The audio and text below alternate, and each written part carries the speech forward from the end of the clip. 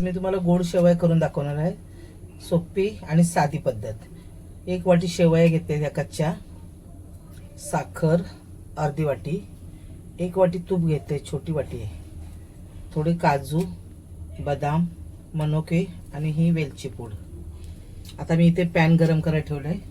सर्वप्रथम मी हे तूप घालणार आहे। तूप गरम झाले की मी त्यात हे बघा आपलं तूप गरम झालेलं आहे। आता मी ह्या शेवया घालणार आहे। आता शेवया मी व्यवस्थित परतून घेणार आहे। त्याला रंग बदली होईपर्यंत त्याला मी व्यवस्थित परतून घेणार आहे। छान सोनेरी रंग येऊ द्यायचा आहे। मी इथे ठेवले मी गरम पाणी करायला।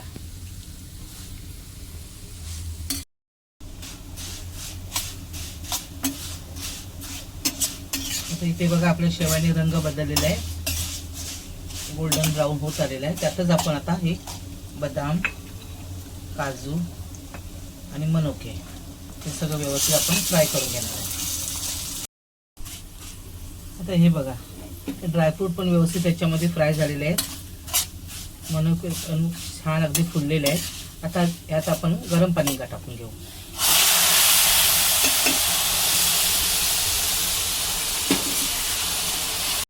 आता हे बघा आपण आता याच्यावर गरम पाणी घालून घेतलेलं आहे। आता आपण हे मंद आचेवर 2 मिनिटं झाकण घालून ठेवूया। आता हे बघा 2 मिनिटं झालेली आहे। आता हे आपण वरून साखर घालून घेऊ। हे अर्धी वाटी साखर घातलेली आहे, वेलची पूड, व्यवस्थित आपण हे परतून घेऊ।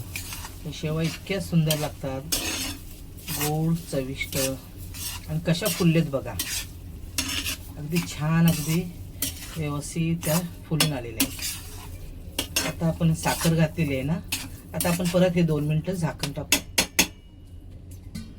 झाकून घेऊ। तर आता ना आपण बघू आपले शेवया शिजल्यात का।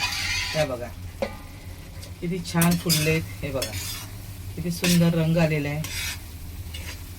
छान, मुलाला पण पौष्टिक अशा ह्या गोड शेवया। तुम्हाला कशा वाटल्या कमेंट करून सांगा। रेसिपी आवडल्यास लाईक करा, शेअर करा, सबस्क्राईब करा। या खायला।